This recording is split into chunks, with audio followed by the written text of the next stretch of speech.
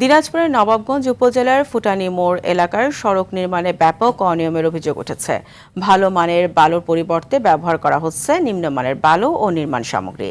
ঠিকাদারি প্রতিষ্ঠান বরেন্দ্র কনস্ট্রাকশনের এমন কর্মকাণ্ডে ক্ষুব্ধ হয়ে সড়ক নির্মাণ কাজ বন্ধ করে দিয়েছে এলাকাবাসী।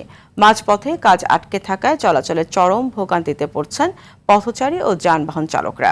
দিনাজপুরের হিরে থেকে আব্দুল আজিজের তথ্যচিত্রে জানাচ্ছেন সুলাইমান কবির। দিনাজপুরের নবাবগঞ্জ উপজেলা শালকুড়িয়া ইউনিয়নের ফুটানী মোড় থেকে খায়রুলের বাড়ি পর্যন্ত সড়কটির দৈর্ঘ্য প্রায় 2 কিলোমিটার। সম্প্রতি 2,20,00,000 টাকা ব্যয়ে সড়কটি পাকা করার কাজ পায় ঠিকাদারি প্রতিষ্ঠান বরেন্দ্র কনস্ট্রাকশন।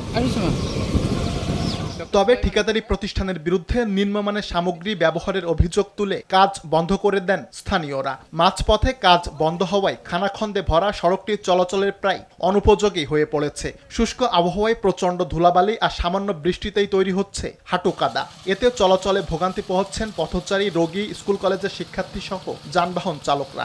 এখন এই রাস্তা অনুমোদন করার পর কন্ট্রাক্টর নিয়ে কাজ নিয়ে আমাদের বেহাল দশার মধ্যে পড়ছে। আমরা স্কুলে যাইতে পারি না কাদার জন্য, আমাদের বোরখা বই খাতা সব নষ্ট হয়ে যায়। রাস্তা যদি কাদো রাস্তা আমরা ঠিক মতো কাজ করতে পারতেছি না। তো রাস্তা কারণ সমস্যা, আত্মীয় স্বজন আসতেছে না, মেয়ে ছেলে বিয়ে হচ্ছে না, যদিও আত্মীয় আসে রাস্তায় না, এখানে বিয়ে খেতে হবে না এই গ্রামে। তবে অনিয়মের বিষয় অস্বীকার করেছে ঠিকাদারি প্রতিষ্ঠান।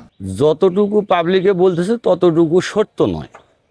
এর আগে ওখানে 1200 মিটার রানিং কাম হয়ে গেছে।